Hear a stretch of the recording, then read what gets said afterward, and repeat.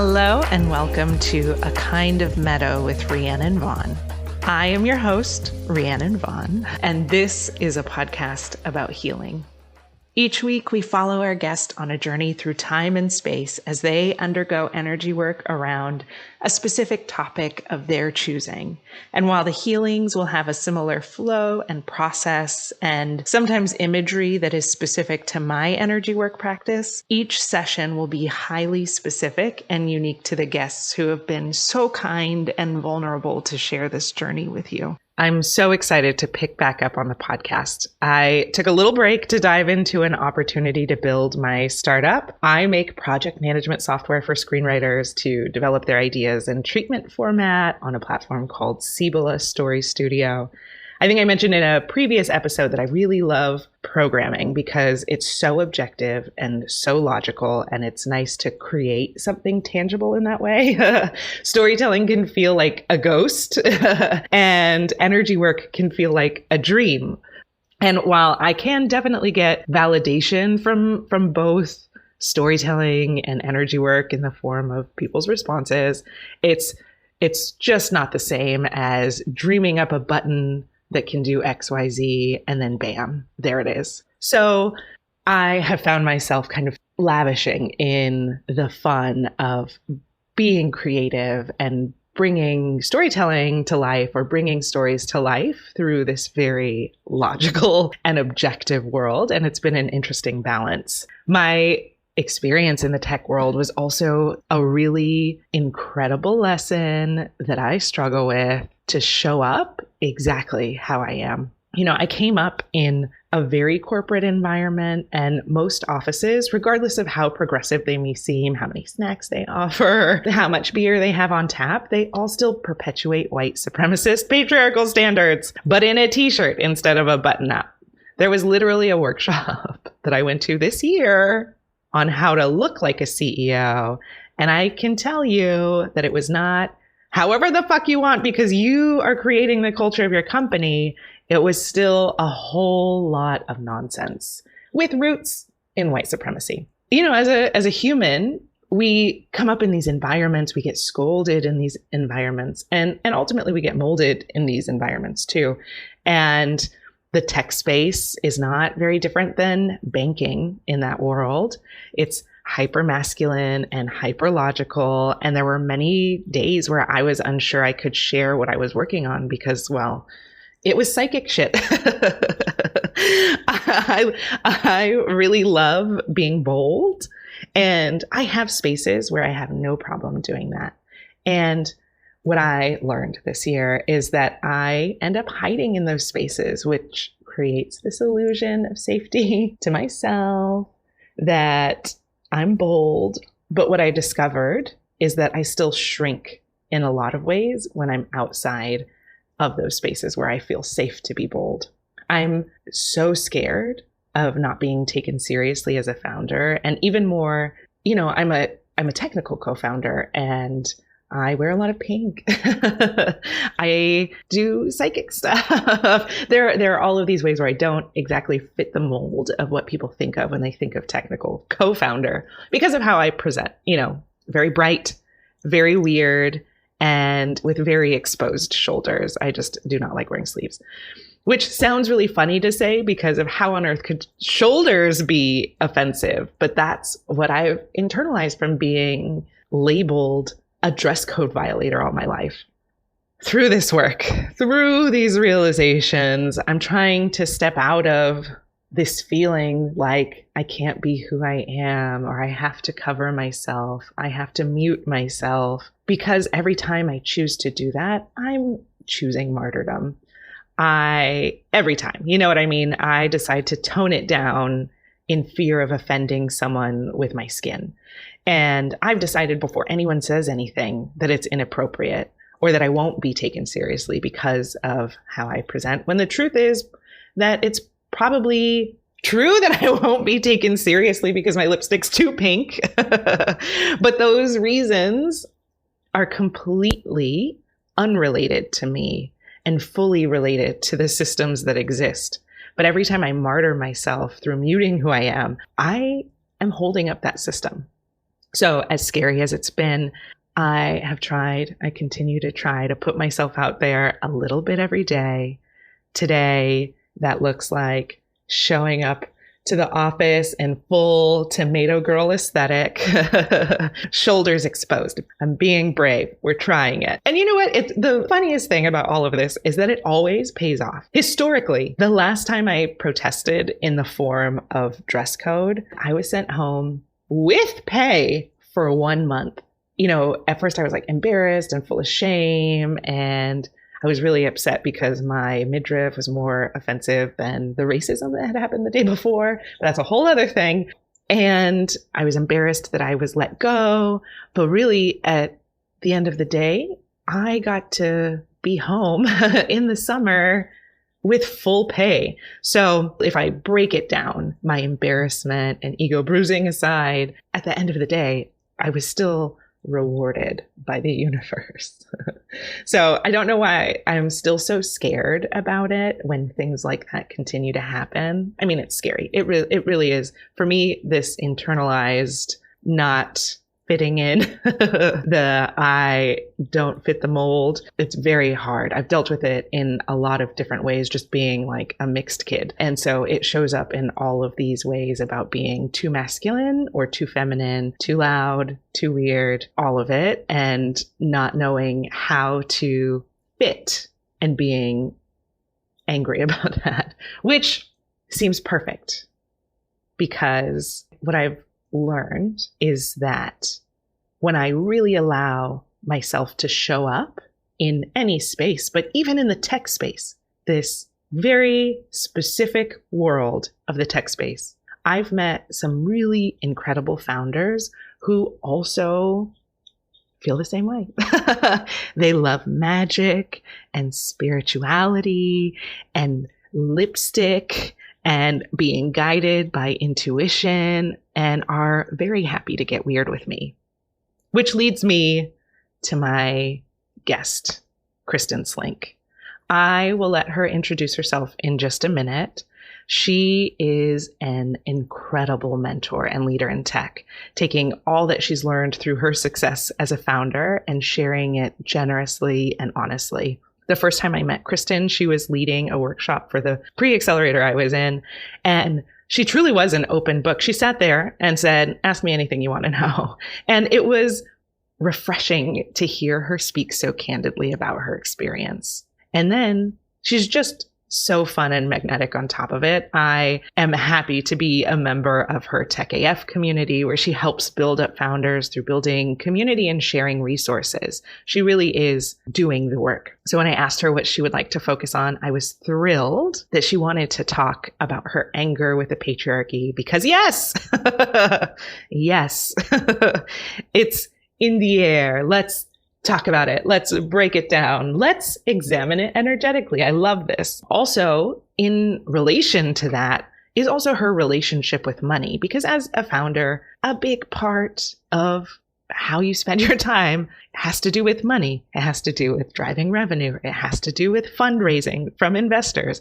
You spend a lot of time thinking about how to spend money, how to generate money, how to call in money. And so, of course, this felt like relevant. It felt very universal for the time that we're in. And I love an abundance healing, and Kristin's experience offers so much richness in that arena. I mean, she is a person who's raised tens of millions of dollars and still feels a certain way about her relationship with money. And so I think that it's this really beautiful insight into the ways that oppressive systems that are made to feel like we don't belong can affect the way that we navigate the world, and also the way that it makes it hard to feel like we can survive. So I'm also very excited to say that today's episode is sponsored by My Panda, my personal assistant next door, which is an incredible company here in Atlanta. These days, we're faced with so many responsibilities. And, me as a mother of 2 children, trying to have a podcast, trying to have a startup, trying to manage a part-time job. There's just so much that ends up falling through the cracks in my home organization that, sometimes I just need an extra helping hand. And that's where My Panda comes in. They offer trusted personal assistance right in your own neighborhood to help with the little things that add up to lots of time, like tidying up the kitchen. Oh my God, I feel like I spend my whole life tidying up the kitchen, folding laundry, organizing, anything that you need to get it off your plate so you can focus on doing the things that you love. And listeners of The Meadow can get 15% off their first request using coupon code MEADOW at mypandaapp.com. Okay, so now let's meet Kristin.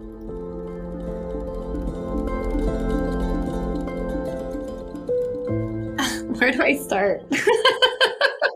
I grew up in rural Connecticut. So I always say rural Connecticut because I'm not like right outside the city in this glamorous life. It was really a place where there's a lot of farms and dairy fields and so on and so forth. So I come from humble beginnings with very hardworking parents and went to school in New Hampshire and racked up some pretty severe student loan debt. And I tell that story because that's kind of the beginning of the relationship with money since it's a topic. So parents always in debt. I go to college in New Hampshire, the most expensive state school for an out-of-state person. I was given all private student loans because I didn't have any cosigners. And so when I graduated, it was like, I had this mountain of debt that I didn't even know how debt worked, that I had to repay. And then additionally, because I worked a pretty entry-level job and it was right after the whole real estate crash, I got a lot of credit card debt as well. And so I got a lot of debt at a young age, and for some reason of sheer force and will, I was able to remove all of that debt within 3 years. And so worked really hard in corporate America. I worked for Enterprise Rent-A-Car and was like learning how to run and start businesses. And it was just kind of like a lot of heads down. That whole experience led me to quitting that job and starting a startup. At this time, it wasn't really called a startup, but it really was a consulting business. And then through that experience, I ended up starting a venture-backed startup as a woman in finance and technology. It was an online lending business. And so the purpose of that business was to help consumers get out of personal debt and to understand how debt worked and how loans were structured. And so it was an online lending company where we issued loans, and it was my mission to make that super transparent.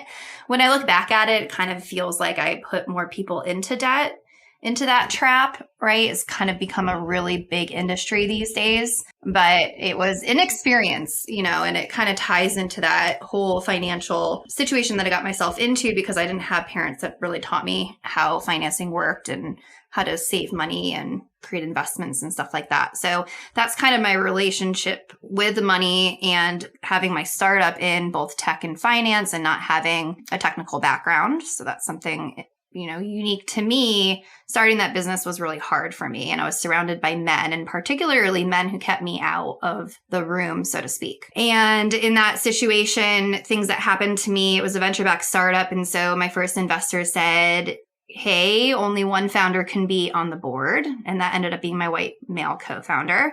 So I was shut out of like any really big conversation around my business in the board setting. So it was like I always had this like outside look in. And I built that company over 5 years with that team, and we grew pretty quickly and ended up selling it. And through that experience, it was like I gave up all autonomy on the business culture that I had created from scratch with this like really scrappy background and like really falling into it without getting into too many details. It was kind of like the situation where I always felt lucky to be there. Like, not that I deserved to be there, but I was lucky to be there. And so that whole experience of building a company and not really being in a position of power, although it looked like I did, right? Co-founder of this startup that's venture backed, you think, oh, she's got a lot of pull, a lot of swing there. But it really was like a feeling of always outside looking in and all these decisions being made and then being relayed to me. And it was kind of the lack of trust too of understanding whether or not that information coming back to me was actually accurate. And that's what was happening. And so the process of our acquisition of selling our business was really rocky. And I also was locked out of those rooms and those conversations. But that sale really affected me, and it affected me to the point where I basically got a job out of it. And I got a really great offer to move out to Atlanta. So it was just like another opportunity to restart. And so ever since that experience, I have kind of really wanted to help other women in that position. So working with female founders of tech businesses for the past 5 years. So 10 years ago, I started the company. 5 years ago, I sold it. And ever since, I've been coaching and working with early stage startup founders. And so what really happened there is like my whole perspective of what a startup is, how to get funded, how to grow was turned upside down because in my experience, we were able to raise $400,000 on this idea on a napkin because of this consulting business and having that previous experience and going through and having it acquired and, learning things that were part of my experience that aren't typical and shouldn't be happening, like not being part of the board and having that visibility. And so through my work of working with other founders, I realized that everything that I knew was completely like upside down. And what was also interesting of that too is like as the woman founder, as the one sitting outside the boardroom, I allowed that business to take on as like my essence. So it was like, I am Kristin, the co-founder of Lone Hero. That is my purpose. That is that. And so when the acquisition happened, it was like that identity was ripped out. And so I was left like standing there naked, not knowing what to do, just wanting to help other women not get into the trap that I was in. Which is interesting that I say that because I started the whole online lending business to keep people from getting into that trap. So it's like I find myself in a trap and I'm like, how do I help other people not get here? Oh, I'm in this trap here. How do I help other people not get here? And the reason I say all that is because it really exposed me to the patriarchy and just how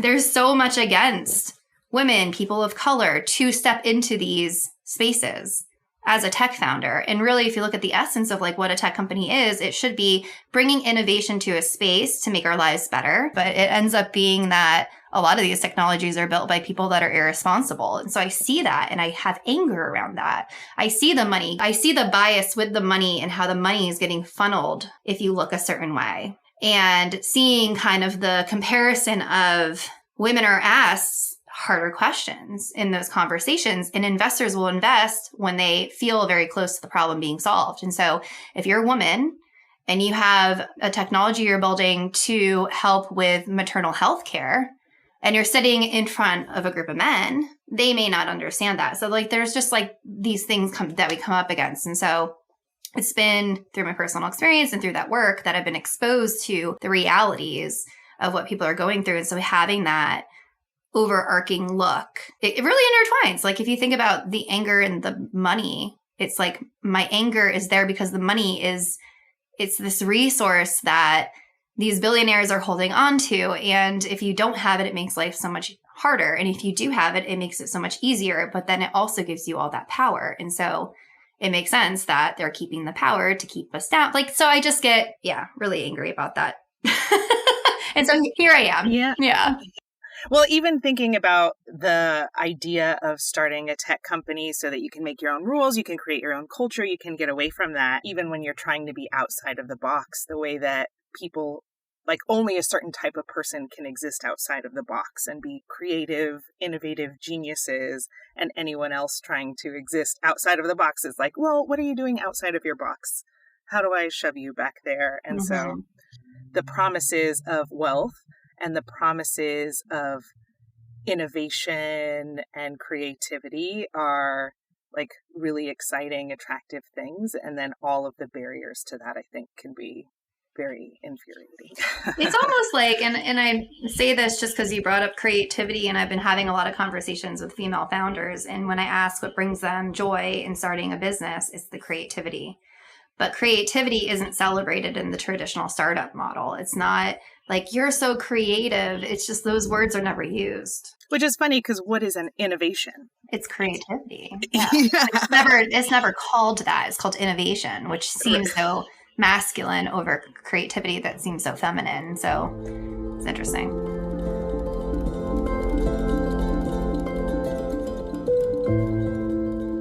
I've got a lot of fears and scarcity mindset around both finances and anger around the patriarchy. So anger at the world, anger at the systems, and financially, It's interesting financially because I've been low bottom, not being able to see the top, and then I've been up here.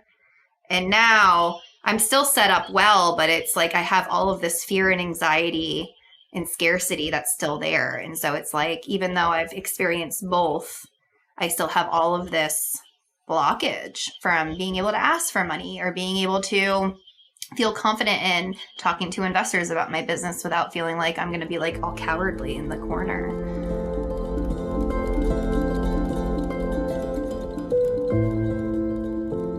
Kristin wanted to work on some pretty big collective themes that are deeply ingrained from multiple sources throughout our lives. So when that happens, I usually get guided to create an overnight container to help loosen it up a bit so we could get right to the root of the feelings that have been bubbling up. These overnight containers remind me of how at the K-Spa, I would have to soak in the hot tub for like 30 minutes before my skin scrub to really be able to exfoliate. And the overnight containers always start the same. It's a clear acrylic cylindric container floating in space. I then ground this container to the center of the earth and plug it into God from above, and then call in any planetary or cosmic energies to support the container. And once it's ready, I invite the guest. So I called in Kristin, who's able to fill it up with whatever her soul is calling for to prepare for this healing. So let's dive in to her magical world.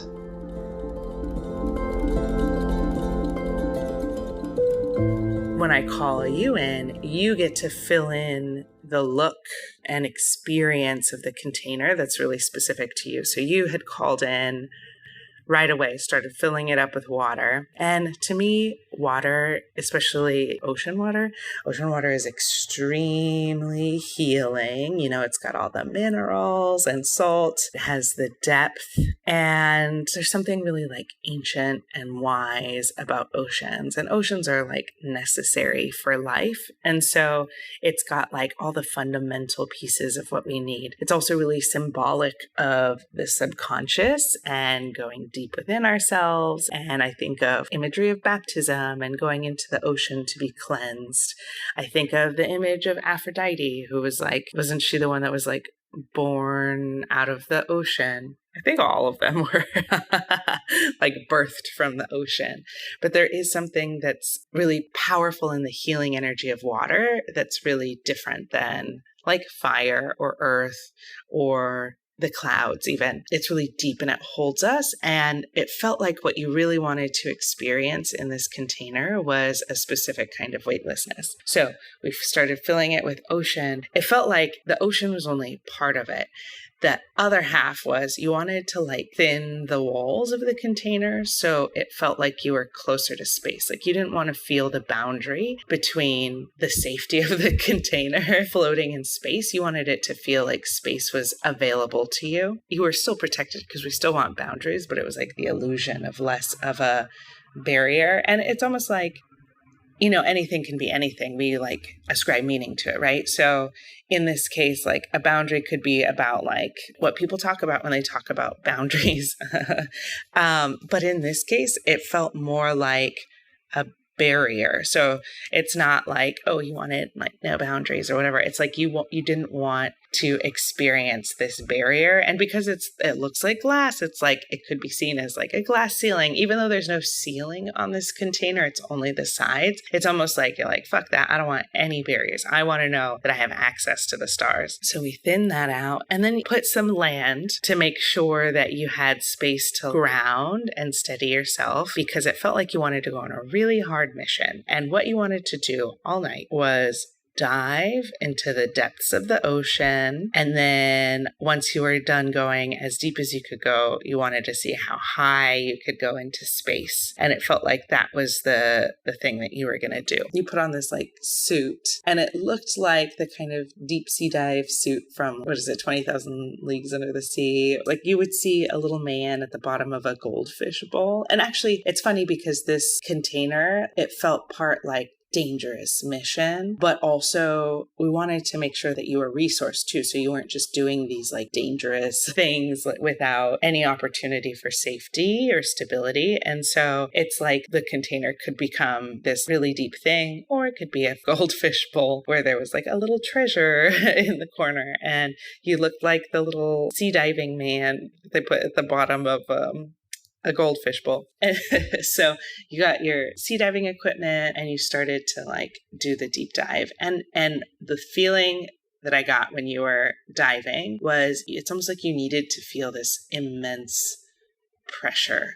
You wanted to see how far you could go, number one. Number two, it's like discovering all the new things, like it's completely unknown. But number three, it's almost like you wanted to see how much pressure you could withstand.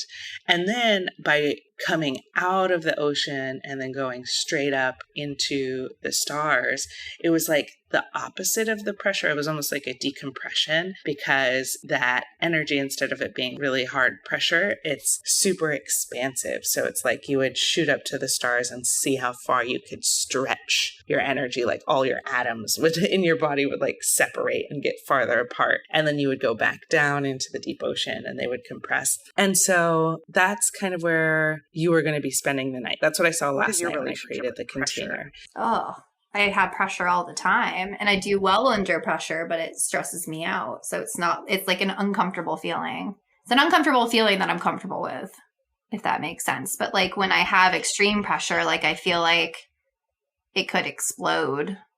Like just last week, I was like, I don't want to do my business anymore. I'm going to like this. I'm not going to do it anymore. I can't do this. Like, this isn't for me, you know? And then 2 days later, I'm like, this is amazing. So it's just like those extremes. But if I have more pressure, I feel more weighted down, especially if it's external pressure. We also wanted to make sure, like I said, that you were resourced during this. So at first, it was almost like you wanted to just fill up a cup in space with ocean water. And so we had like the guides showed you how you could bring in anything into the space. And so we brought in like land, but you didn't want just the earth. We just put in like a little bit of earth for balance, but you also wanted, when you got on the land, there was like a waterfall cove that you could go to. So it was like a lot of water energy.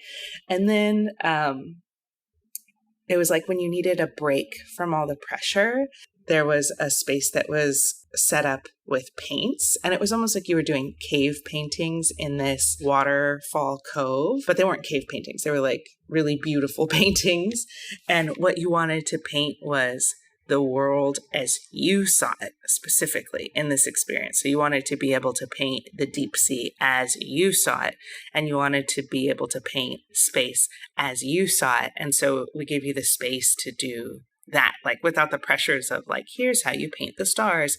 You wanted to do it your way. And so you had the freedom to do that. And then when we were calling in resources to the ocean, it was really interesting. Like all of a sudden it started to take on like Little Mermaid vibes. I told you about the little treasure marbles and like a little treasure chest, like a goldfish tank. But also, there was like stuff down there that you could explore, and it felt very like, oh, a thingamabob, and like the things that you could find and discover and collect and be curious about was a big part of the feeling of this experience. And then also when we called in resources, like a King Triton came, like a father figure, but he didn't really interact with you. He was just there. And we wanted to make sure that we weren't putting in like a volatile situation. King Triton was a little bit controlling. So we checked in and made sure that he just kind of represented the safety of having this father energy. And father energy, I think, always ends up going back to God in some way. So it's not even like your father specifically, but just this knowing that someone's in your corner and they have your back was enough. Like if you got into trouble, he was ready to like save you from the sharks or whatever, but he didn't interfere otherwise. He was like strong and powerful and benevolent, but just kind of hung out in a way that's like very different than the patriarchy, right? Okay, so that was the container. And then this morning when I come back in, I'm on the land part of it, and you show up and you're not wearing the suit anymore. You don't look like a mermaid. Oh, that's the other thing. So in the container, you were doing all these like pressure exercises, but it also kind of felt like you wanted to go deep into the sea and into the stars to experience a little bit of magic. What worlds exist beyond what we know logically? And there was a part of you that was starting to turn into a mermaid. It was almost like this balance of like really logical exploration, but this like desire to explore the mystical as well. When you became resourced, it's almost like you started to transform into this mermaid so that you could experience the deep ocean in a different way, in a magical way. But once we brought in the resources, then that magic was available to you. So it also felt like this connecting to the magic in the deep sea was a big part of it too. So when you're back on land, you have legs again, your equipment, diving equipment is off to the side. And, you seemed a little bit, not sad, but like, man.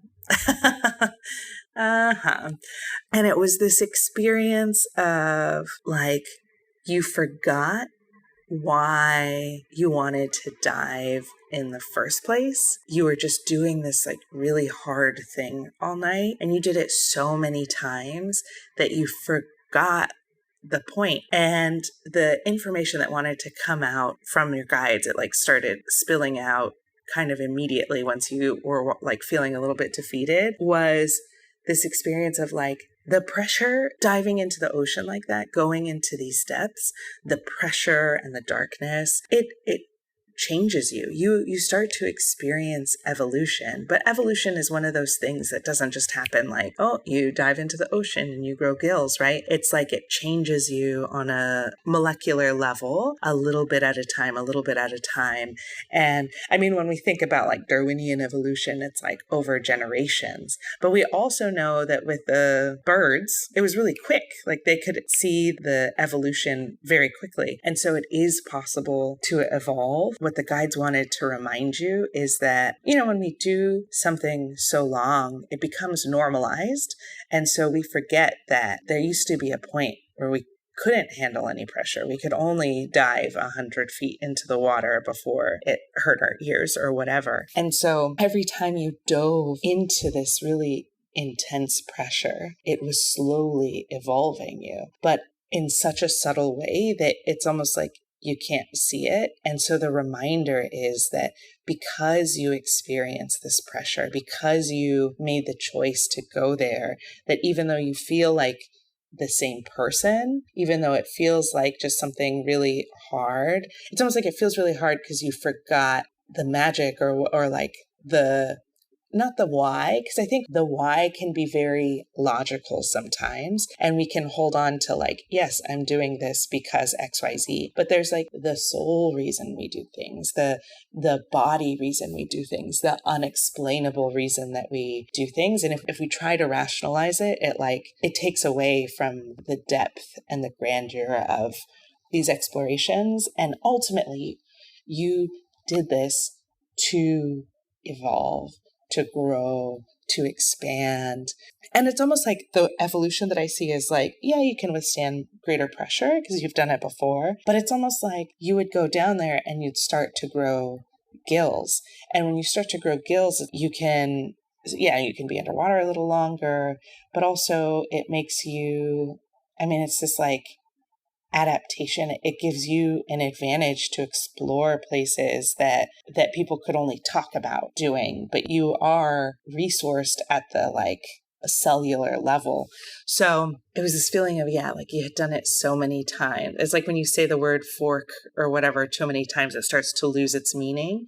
That's what it felt like with diving and exploring and going deep into this pressure. So this is the place where we start the energy work, is from this feeling and from this reminder of like, let's see the ways that it's evolved you. Let's connect to the ways that it evolved you and connect with that why, because the why feels like it's more connected to like a soul mission more than it is about trying to prove something to you or to anyone else. And I think that's the thing too. It almost feels like at first you wanted to prove something to yourself or you wanted to prove something to someone.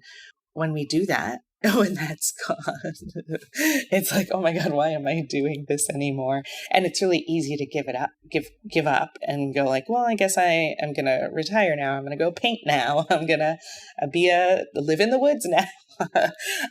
But it feels like it's not one of those things like, oh, I guess I don't have to do this anymore. It feels like you have to do it. And you've let it change you in a way that's like evolved you.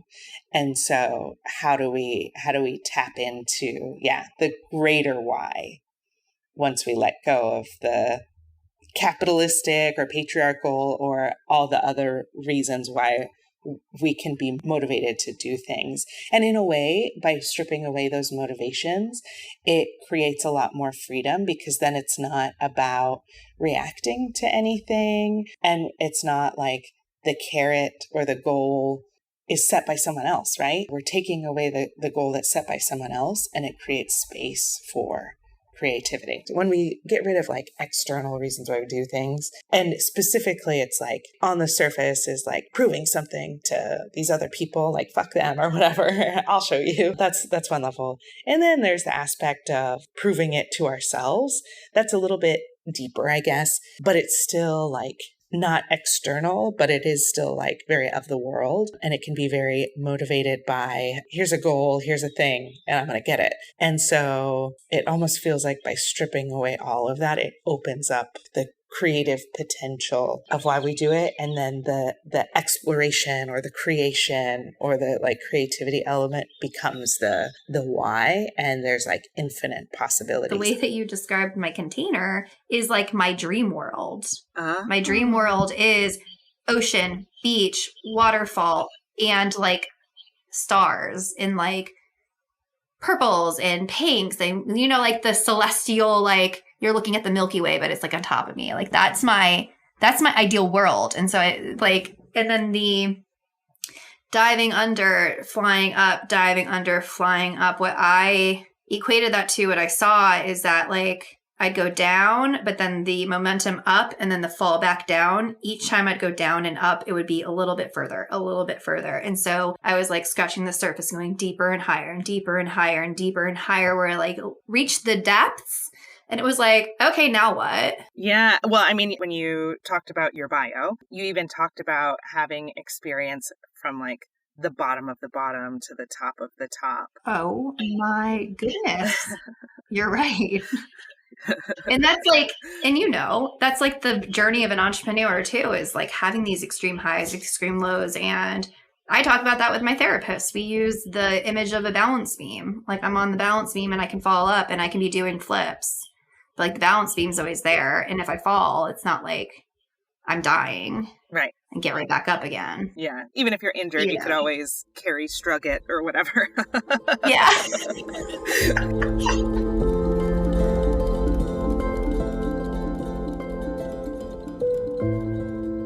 I tend to work from crown to root, from the seventh center down. And I always start with clearing out the crown because it can collect a lot of chatter, like collective energies get stuck there. It's almost like some people have like static cling and it can get in our heads, or other people's ideas can get caught in our heads. You know, we're learning stuff. We live in a world where there's so much information all the time that the crown just gets cluttered. So I like to start there. And it's also the space where we're connected to God. And so I like to make sure that we're resourced for the full healing by being connected to both the earth and to God. So we start by creating a grounding cord for you, which just goes like from your root down into the center of the earth and kind of creates like an umbilical cord. And then we call up a column of earth to ground you and support you. That goes all the way up to your hips. And then in the crown, we just clear out any clutter that may be there. And then that exposes this like cord that looks like an appliance cord that I plug into the center of the universe. And what was interesting is it felt like you have a relationship with God, but it was like your plug wasn't plugged in. So it didn't feel necessarily like you were tapped in to God. How do I say this? Like, you weren't plugged in, but you had like, it was almost like I saw you in a bedroom and you had Tiger Beat magazine, like, you know, teeny bopper posters all over your wall of God. You have a devotion and a reverence to God, but it was almost from a distance. It was like God is an entity, a being to be admired and adored, but not necessarily. It's like you wouldn't be friends with Jonathan Taylor Thomas. It's just someone to have on your walls or something. And so we wanted to change that relationship. So you could keep it's funny because most of the time if something shows up, we like throw it into the fire. And it was like, you could keep your teeny bopper post, like you could keep the reverence and devotion. And also we wanted to make sure that you had a direct line, like you get JTT's phone number too. So you can call anytime. And so we plugged you into God, the center of the universe. And so part of this connection is, it's not even just about like being plugged in. It's also about like giving and receiving information. It looks like an outlet because there is this electrical impulse that gets sent by the brain, by God, that flows through us. And so we want to be connected so we can receive the impulse that comes from God, which is ourselves, right? Ultimately, because we're all God. And it's that whole, like, God is the ocean and we are a drop of the ocean. So we are both the drop and the ocean. So we want to feel those electrical impulses. And then the other thing that we wanted to do, the way that I see being connected to God too, is that you could send like a little ping to God, like doing an internet speed test. So you can like send a little ping down the wire. And then once God gets the ping, then God sends a ping back. And that's how you know like that God can hear you.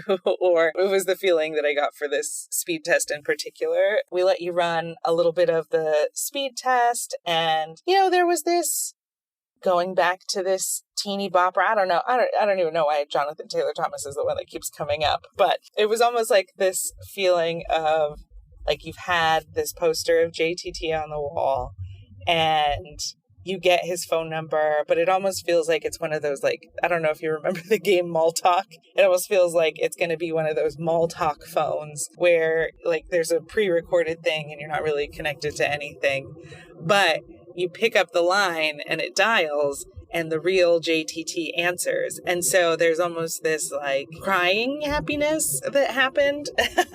So we let you have the emotional response and continue to ping and like talk as long as you needed to talk and connect before we moved on to the next part of it. Okay, so we have you connected to God. We have the energy running through you. You're feeling great. And then we have you connected to your grounding cord to the earth. So we're letting the God energy run all the way through you, down your grounding cord, down to the center of the earth. So it's like pulsating all the way through and giving back to the earth. And then once this happens, once you feel connected, you feel this electricity running through you. It was time to move into the next exercise in depth, which you had been going into the deep ocean, and ocean feels a very specific way. There's a weightlessness at the top, because of buoyancy or whatever. And then as you move into the pressure, there's the pressure or whatever. Now, once you were connected to God, the earth opened up beneath you, and it was time to dive into the magma, which magma feels really different than water because it's heavy. It has a lot of mass and it's fire energy. And this was what was really fascinating because when I meet you, I think of fire, like you have a fire about you. But what I think I realized right away in this healing is that you actually have a lot of water energy, You wanted to be in the ocean. Yeah, you like just were surrounded by water constantly. Water was like a part of you, but this fire was different. And so it was almost like magma was the opportunity to experience fire in a way that felt like water. The one thing that you knew is that, you know, like when you're diving into the ocean, you knew that you would still be you. Your body would remain intact and it would just be you in the ocean. The difference with the magma is that the magma was going to swallow you whole. So when you got into the magma, you got to stay whole for like 2 seconds, and then you melted away and just became your most essential parts. And so it was like a little bit scary because you felt like you were disintegrating and dissolving, but there was like a part of you that was ready to give over to that. So you just released and disintegrated. And then from there, you got to be swallowed by the center of the earth. And what's really cool about the center of the earth is that it is like the womb of Mother Earth. When you're in there, like it's warm, you're weightless, it feels like being in the womb. And even more than that, you like get to hear the heartbeat of Mother Earth. The earth called you, kind of pulled you in and let you feel the unconditional love of Mother Earth. Because Mother Earth is really like who births you. She is the one whose body we're like offering. And one thing that was interesting, because it was like mother and father, I thought that, and it was like, no, God's not necessarily the father, because you are God, which I guess is kind of true of our parents, right? Like no matter what our relationship is with our parents are still a part of us. We're not our parents, but they are like a drop within our ocean kind of thing. And so that's true of like God and Mother Earth, because our body is like a gift from Mother Earth, and our essence is a part of God. And we just let you fill up with so much unconditional love that when you're like full as can be, Mother Earth can't help but birth you. So we let her birth you. And it was pretty cool because you like were whole like yourself, and then you went through the magma and disintegrated again. And as you got closer to the surface, you came back together again. And then once you were birthed on the surface, it was so funny because you were like expecting to come through the ocean, but you ended up being birthed in the middle of the desert. It looked like Death Valley, like flat land desert, nothing there. And you're like, no. This is wrong. Something's wrong. I'm supposed to be in the water. And it's interesting because it took me out of like my happy place and put me like, the last place I would want to be is the desert. Like I want water. And so it was like, it took me from my ideal, my perfect world, and it spun me up into this desolate, like, where are the animals? Where are the plants? Like, where are my friends?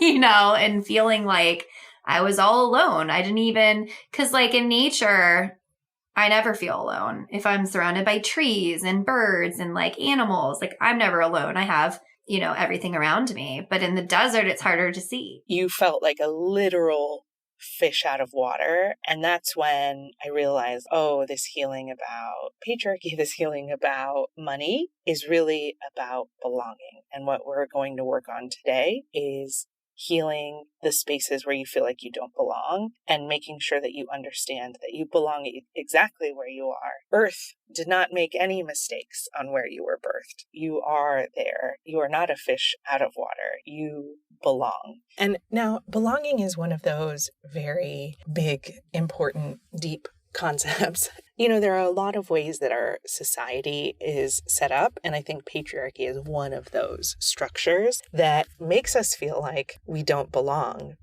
But we're born in this country. We exist in this country. We, not even just this country, but in this world, in this time, in this era. I read this book.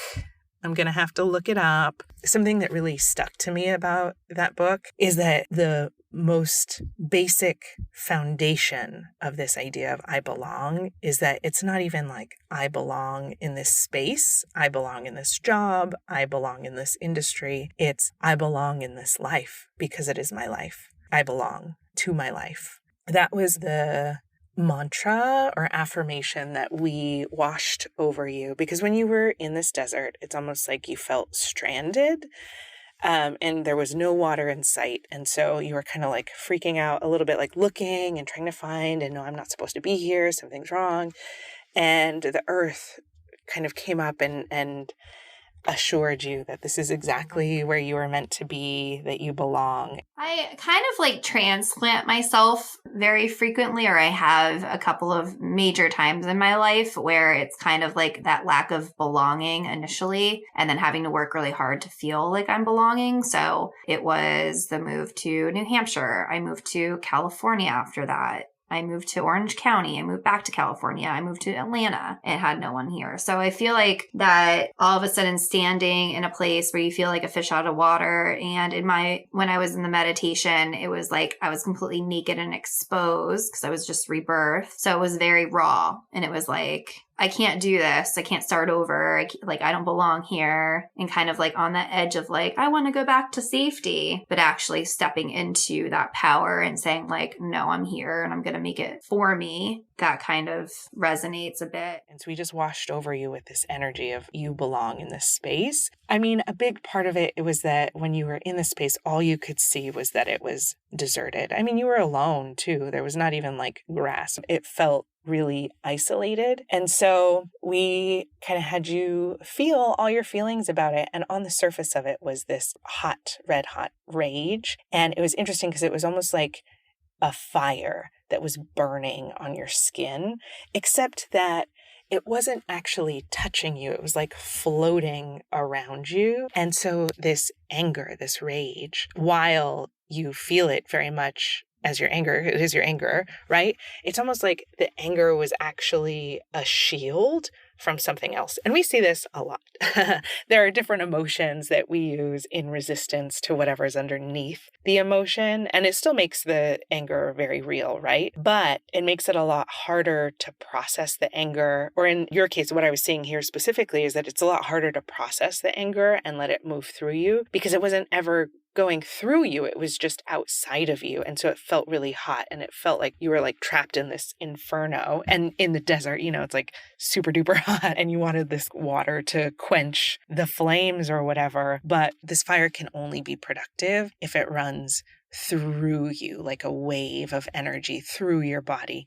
To do that, I was shown that we need to let the fire consume you, just like we let the magma consume you to rebirth you. But there was this like fear of letting the fire consume you. And so we just brought in lots of extra resources.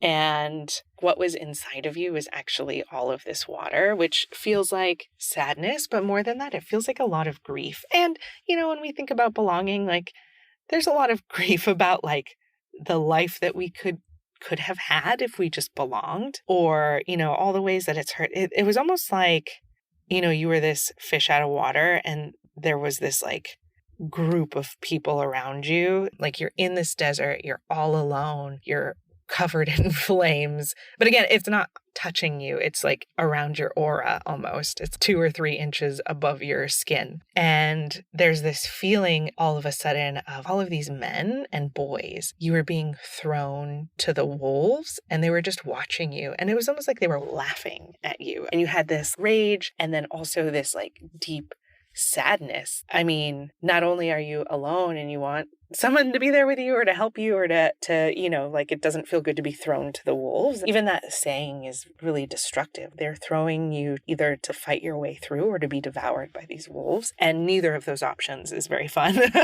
especially if they're just like sitting there chilling and laughing and getting entertainment out of it. We let you see this dynamic that was at play and then let the rage of that, the sadness of that, like spill out of you, the grief of that, all of a sudden you felt like very young too. It didn't feel like you today being thrown to the wolves. It felt like you as a child. And so we let the grief spill out of you. And then once the grief spilled out, there was space for the fire to burn through you. But it was almost like you had to release or connect with or process the grief in order to make space for the fire to actually consume you. The thing about fire is the tool for alchemy. I feel like in the Michael Pollan show, the food show, he talks about how like once we had fire, it like transformed how we could eat because it took some piece of food and turned it into another piece of food. In the most basic form, it's like bread, right? You could take this liquid and turn it into something solid and light and nutritious in a different way than eating dough or flour and water, right? And so fire does have this alchemy to transform us in a really powerful way or transform a situation in a really powerful way. It turns like solid into liquid and liquid into solid. And you need this fire to do that kind of magic. And so by allowing the fire to burn through you, it's almost like there's going to be a change that happens. And there's like a little resistance to that the ways that it could change you. It's almost like there was this fear that if you let the fire burn through you, it's going to change you in a way that's scary and bad and that you don't like. So we examined that further. And what ended up showing up, it's almost like we let the fire consume you, and then these feelings show up like this. Oh, if it burns through me, it's going to change me. And if it changes me, it's going to be bad. That thought brought an image. All of a sudden, this boardroom showed up. And again, you're like in the middle of the desert, like cracked soil, so dry. This like boardroom, and they almost look like Muppets. Who are the guys that are like in an opera booth? The old dudes with the white hair. They look like that, like if they were human. And they were kind of sitting around, and they were some of the people that were like, throw her to the wolves. It wasn't just them. It was a lot of people, and some of it felt like family. I don't know what your family dynamic was like, but some of it felt like boys in your family and boys in your school, men who are friends and men who are friends of the family, and then also this boardroom. So it's almost like they were judging and assessing you. And at any moment, it felt like once they started talking, you like transformed a little bit, where you were kind of at their mercy. And it almost felt like what you were most scared of with this board is that they were gonna fire you like from your life. And, you know, we know logically they can't, it's your life. Like no one can oust you from living your life. But that doesn't mean that we don't feel that energetically. So that's when I realized that this boardroom was actually an entity. And the other word that came up for this group was a tribunal. So it felt like it was a tribunal, and now it takes the form as a boardroom. But either way, they're judging you. You have to answer to them. You have to like convince them of literally everything that you're doing. And that's a lot of fighting. And that kind of takes away a lot of autonomy and agency from your own life. So we want to get rid of this entity. We want to heal whatever is making this dynamic, because in a way, it makes it hard to just dive into it's hard to feel like you belong, because there's a voice that's telling you all of the ways that you need to change in order to belong, or what you're not allowed to do, shutting ideas down so that you can belong. And so, yeah, we want to just fuck those guys, but let's heal it. What do they represent? What are they offering you? Because ultimately, it's an aspect of yourself that created this board to keep you safe. What was interesting about it, too, is that it was like this board was corded into your root, your sacral, and your heart. So it really like affects your dynamics with other people, because both our sacral and our hearts are like relational. Our sacral is also like our creativity and where we manifest things, where we create things. And so it can really like stop creative expression, especially if it feels like it's not appropriate according to the board. And then also the safety, like you have to listen to this tribunal, to this board in order to feel safe. The tribunal of old Muppet Men, like that is my old board. Like the old board that shut me out of the doors and made all of those decisions. Like that happened. What I understood from how you kind of like went through and then saw younger me was that younger me had created that as like a protective barrier. But it actually like feels like it came to life. Like when I see the Muppets, I see their faces as Muppets. Like they are old white men sitting around a table making decisions that severely impact me and what I've built. And so when you were talking about that and how it was, you said it was root, sacral, and heart, it felt like that was what has been weighing me down. Like this, I have to have approval from you. I have to have you make the decision. I need you there in order for me to do the things that I've been able to do, press the boundaries a little bit more. And so that was really like, it really stuck out to me. We started with unhooking them from these energy centers, and then we pulled up the entity tent, which it looks like something out of Outbreak.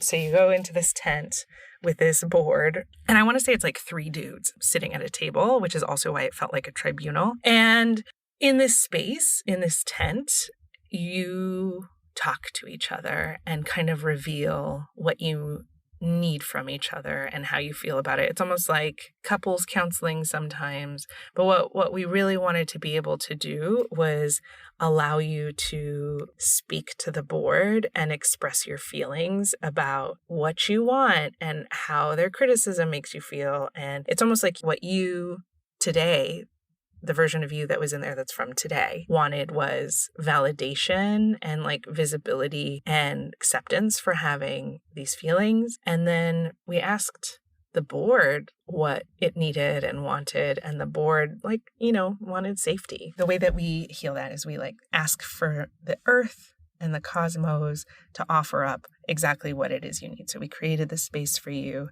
to be validated. We had the earth validate you. The board wasn't necessarily going to validate you, so we get it from other places, like the earth and the stars. And then for the board, we created a lot of safety around them and a lot of acceptance. Underneath the board is the version of you that created this safety mechanism. So like as we offer the safety and the validation, the board starts to like melt away and become the original form. And this was a very young version of you. But as you became the young version of you, the board also turned into this tribunal. It felt like related to the Navy or something, like a Navy tribunal. It almost felt like it was connected to a past life that was carried over. And, when we have past life stuff in this life, it doesn't necessarily mean that nothing happens in this life. How do I say this? Okay. So when we have past life stuff carried over, it tends to attract things that are similar so we can bring it to the surface and heal. And so what it felt like is that we needed to go one layer deeper from this little girl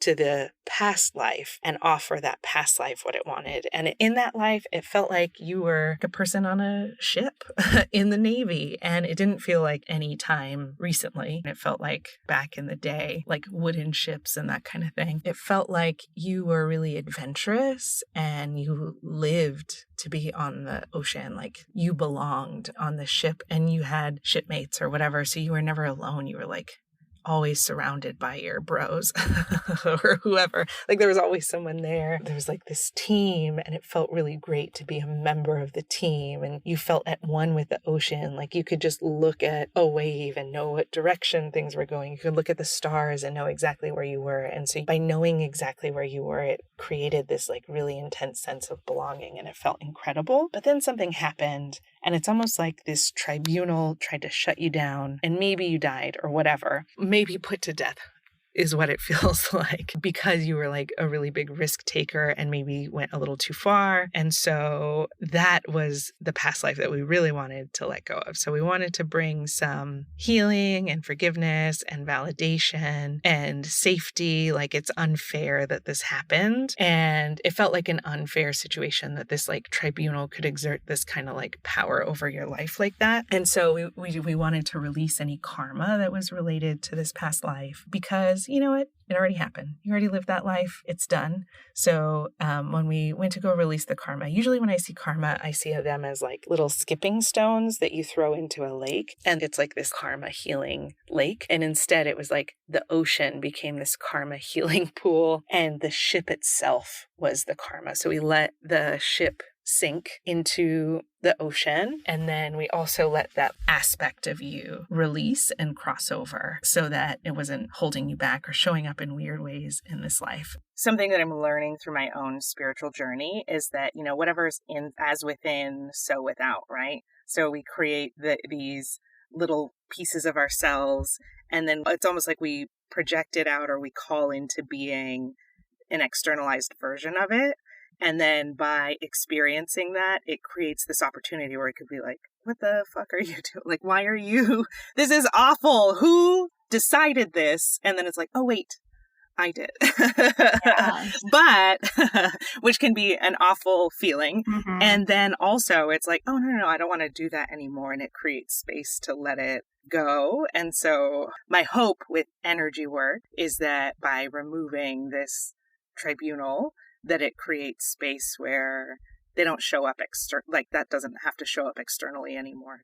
We come back to the little girl version of you. And I want to say that she's like 6, 7. And she's standing in front of this tribunal. And it's the same energy, like a group of people who judged you or like passed judgment or punished you or something unfairly for simply being like adventurous and risk-taking and trying to do things that wasn't appropriate for you to do. And so it almost felt like the 7-year-old version of you took on the shape of the board because it was like, well, if they get to make the decisions, then I am going to become the decision maker, because you felt really powerless over your own life, and being able to like condemn someone to death or like put them in trouble or decide whether they're like worthy or not worthy or good or not good is a lot of power. So it's almost like this child version of you embodied this tribunal, because it's like they're the ones that have the power. Once we saw all of that, it could be released. And so we let the tribunal die and had your 7-year-old self show up in your natural form. And it felt like this 7-year-old version, she almost started to look like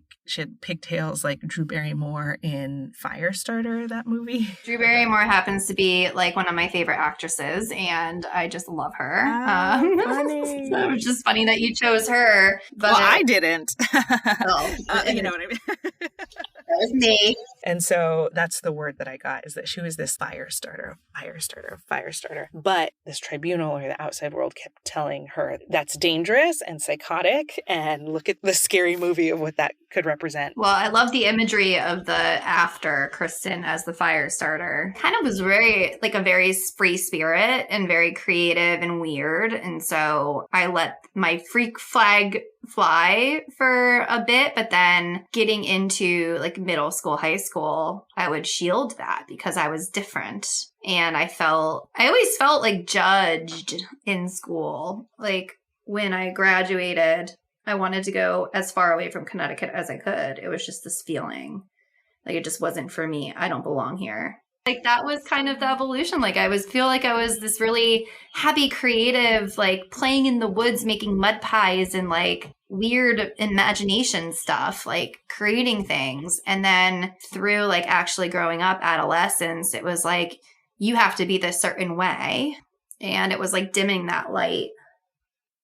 And so what we were being called to do is to appreciate and value and nurture this energy of being a fire starter. And like, yes, for everything, there's a shadow aspect, but usually you end up in the shadow if you're ignoring it or trying to reject it. What we resist, we become kind of situation. So what we wanted to do was like, we had you give the fire starter version of you a match, and that was the symbol of accepting her. So you gave her a match, and then she like literally set the quarantine tent, this entity tent, ablaze, and then started setting little fires around the town, or this like desert. There's really no buildings, but like started building a bonfire. And then the guides came and did this rite of passage ceremony. And once she decided to become this fire starter, to fully step into it, then it's time to celebrate that. And this is your rite of passage. So they kind of like taught her, they put on a big bonfire and dancing, and there were all these like fire dancers. So they had her learn how to breathe fire and dance with fire. And it wasn't this like destructive, dangerous psycho thing. It became this really beautiful, powerful, mesmerizing thing. Then we had that version of you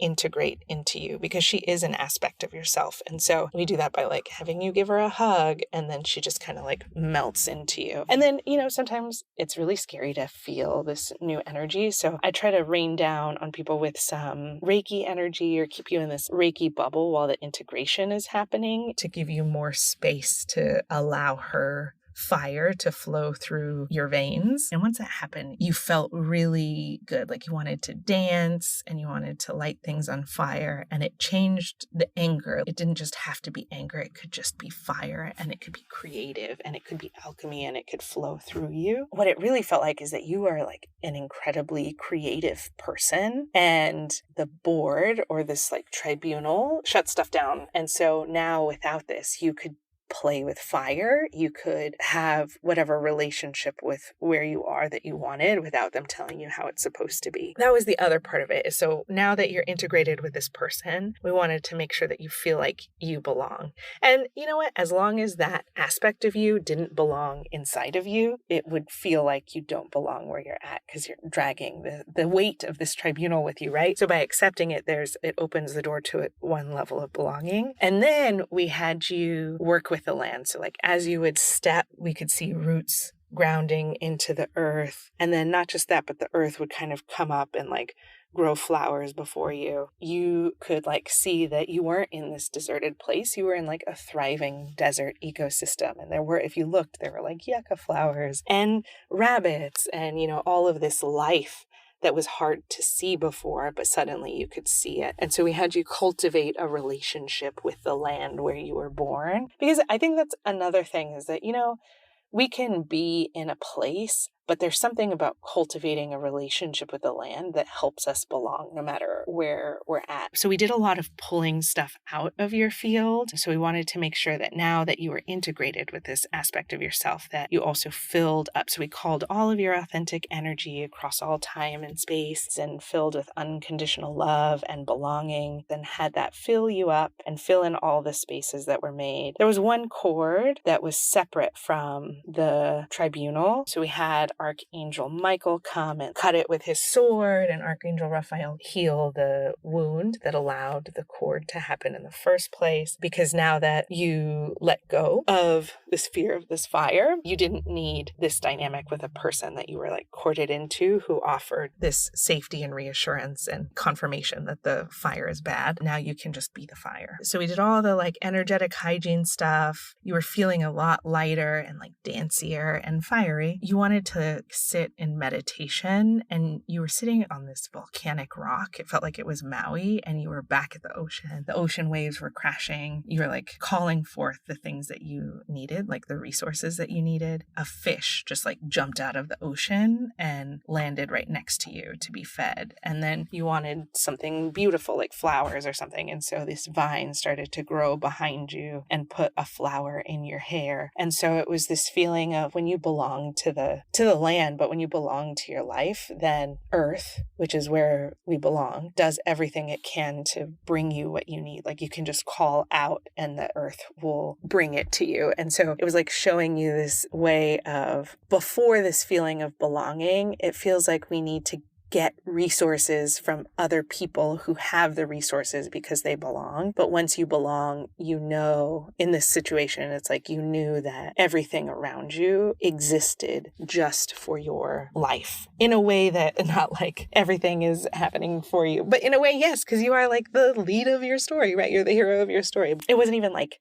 we need to teach you how to fish, teach a man to fish or whatever. It was cultivate a relationship with where you are, and the fish will happily come to you, commune with you in that way. And so I think obviously the fish was a symbol for money and abundance, and that you can be fed. There's like plenty of fish in the ocean. The ocean's very deep. And by sitting still, right exactly where you belong at this nexus of like fire and ocean, you were like peaceful, like you were just happy and content as you, not necessarily with yours. So it didn't feel like you were being called to be like happy and content with your circumstances or whatever, but just as you and all of the ways that you are, especially because it felt like at the beginning, there was this confusion about how fire and water could coexist. And at the end, the fact that you were at Maui was like the perfect conclusion to this, because Maui or Hawaii is like a place where fire and water do coexist. But what's interesting about that is that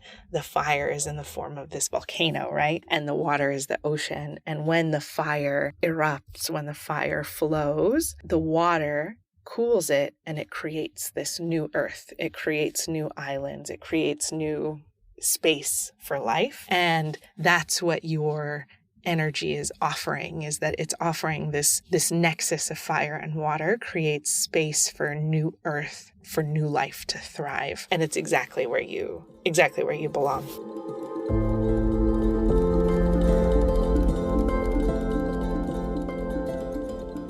Felt like you tapped into my soul and you did some stuff there. I mean, it just really, I took a bunch of notes, and I'm usually not someone, so if someone's doing a guided meditation, it's very visual. They're like, oh, and you can see yourself here. Like, I never can really tap into that. But as you were talking about the healing, I really saw it visually. And then I took some time to meditate afterwards. And I literally kind of like envisioned myself going through the whole process as you had described it, and feeling it and embodying it and being like really tapped in. I love the end where you said I went back to the ocean and it was like Maui, and then the alchemy of the fire rather than the fear of the fire. So that was one thing that came out, was that in my meditation too, it was like I cried because it felt, the way that you described it was I was there and then the fire was around me but not on me, but it was like so like in such close proximity because it wasn't part of me. I couldn't move through it. And so I was like trapped and encapsulated in this fear and this danger. But then at the end, I realized that I am the fire. I play with the fire. I combine the fire with other elements to create.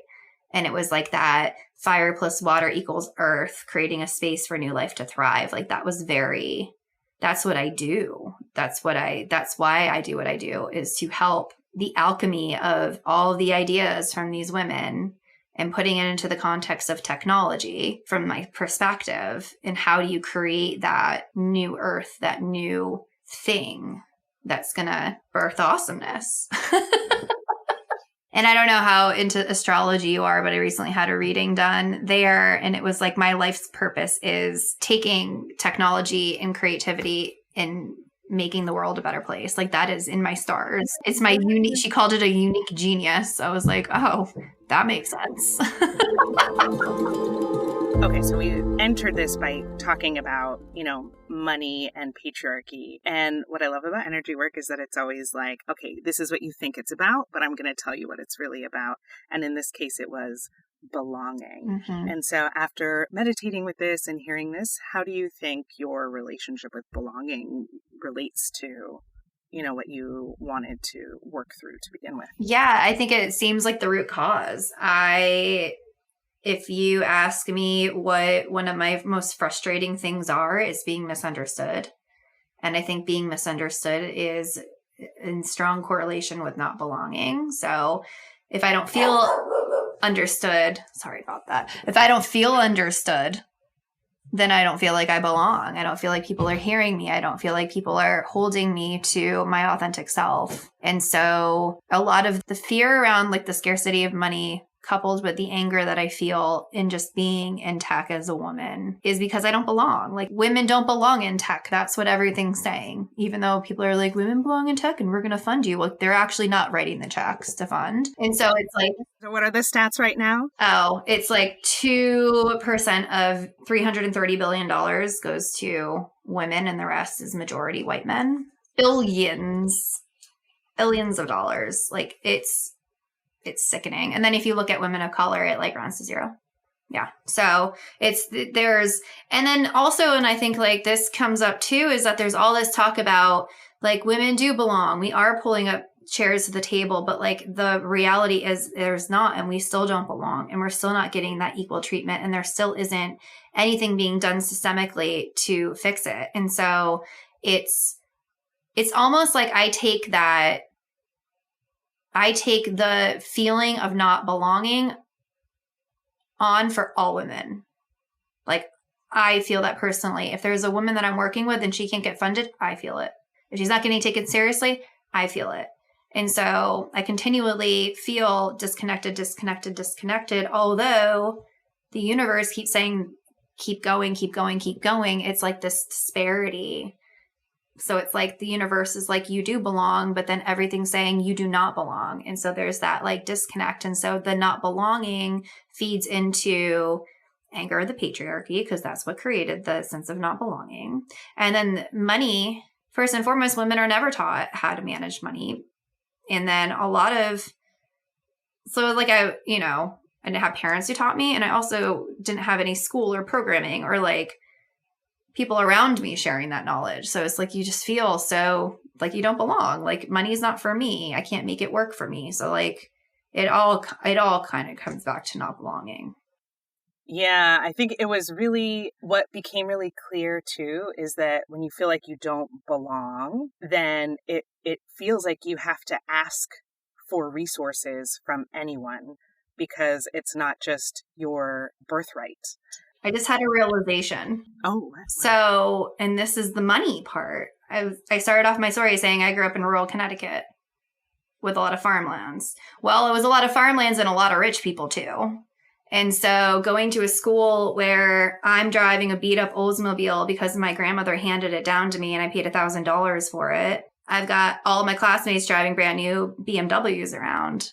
So I definitely didn't belong because I didn't have money, and that I correlated that to that because that was my upbringing. It was like seeing what wealth could get you, what generational wealth could get you, and not having that. And so if that's a majority of the people that I'm around in Connecticut, of course I don't feel like I belong. Of course I'm going to escape to New Hampshire. And then before I left New Hampshire, I felt like I didn't belong with the women that I had spent 4 years living with. And then I was like, I don't belong here. I'm going to go to California. And so that's really interesting. I never realized that. Yeah. And the book, have you heard of that book? No, but I wrote it down. What I really appreciate about what she says about it is that really it's about belonging to your life. And as long as you can connect to that and belong to your life, then everywhere you are, you belong because you're there, you exist. And that's like a spiritual, universal truth. It may not feel like it. People will always make us feel other if they feel like we don't belong, but that's not their choice. Like it's God's choice or the universe's choice, or it's my choice. Like it's my fucking life. I'm here. I mean, I went to Pepperdine my first year out of high school. And so I was like surrounded by immense wealth while working at the Ralph's. And I had like 3 jobs that year, and I just left college to go work because I couldn't afford to go the next year. It was such a wildly different experience than my peers. But yeah, I felt like I didn't belong there. And in a way, that feeling also kind of feeds itself, because any action that anyone took, it was because like, oh, you don't think I belong here? I mean, I was very angry about it. So, but it does make everything feel hostile and arid and dry and like there's nothing for you. And so that was something that came through too, is that after I transformed and I was able to really integrate with this version of myself, it was like I started seeing the beauty of what was around me. I started being able to see, I think he said, like a bunny and the vegetation. And so that was really interesting too. Yeah, it made me realize in the healing too, the way that this could apply to tech, that if we do feel like we belong, or if we know that we belong because we're there. I mean, you did build a fintech company before fintech was a thing. And now it's all anyone wants to invest in. And so you do belong. You are doing it. You have done it. You have an exit on your resume. And so connecting to the belonging is what feels like it'll open up abundance, because you'll know that it's yours because you're there. It's like there's $330 billion in tech. And so with the sense of belonging, I think comes the flow of abundance. And it's that the part that I don't like about the spiritual work, though, is especially with abundance work, is the like balance between trusting, like doing the internal work, and then it showing up is a whole bunch of like trust. It's really easy to waver from that time to time and go down the spiral. Oh, yeah. Big thing for me was I was talking to a couple of friends about just like the state of women in tech, and I get so mad. And they're like, do you think you're building your company from a place of anger? And I was like, yeah, I absolutely do. And I've been having a lot of blocks with it. It's like things just don't, like, they just take so much longer. And it's like I can feel a block. Like I just know that there's a block there. And so I'm like, where is that block coming from? And then it was like, oh, the realization, maybe it's rooted in anger. Maybe that anger comes from fear. Maybe that's because I'm afraid of not having abundance, and that's stemming into all these other things. So it's like this rapid, like, domino effect. So needless to say, I typically I feel like I move through them, even though I have residual stuff, obviously, that I still have to work through. But like what I do with this is it's really like a visual in my mind of the Firestarter, of like having the match, lighting everything on fire and using that fire as like alchemy of like creation. And so I'll compare do I feel like I'm trapped with fire around me and it's not actually, it's just like affecting everything I'm doing, or am I playing with the fire and creating with the fire? So it's like that imagery in my mind is going to help me kind of steer.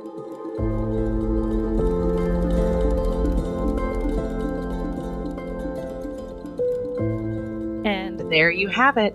Kristin came to deal with her anger at the patriarchy and the systems that she's fighting every day in her work, and ended up finding the root, the very core of connecting with her sense of belonging, her sense of knowing that she's exactly where she's meant to be.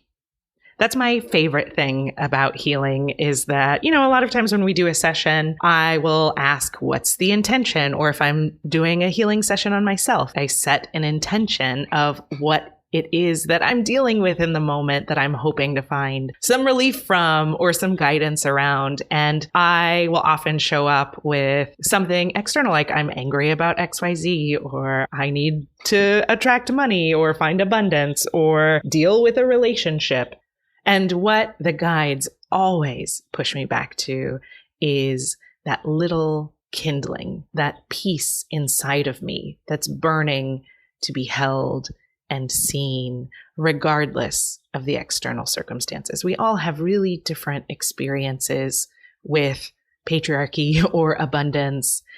And yet, I think that this need for belonging is one of the most human, the most universal yearnings that we all connect to. Yes, I love that in doing the healing work, we're always brought back to ourselves, and we're always brought back to the fact that we belong to our lives.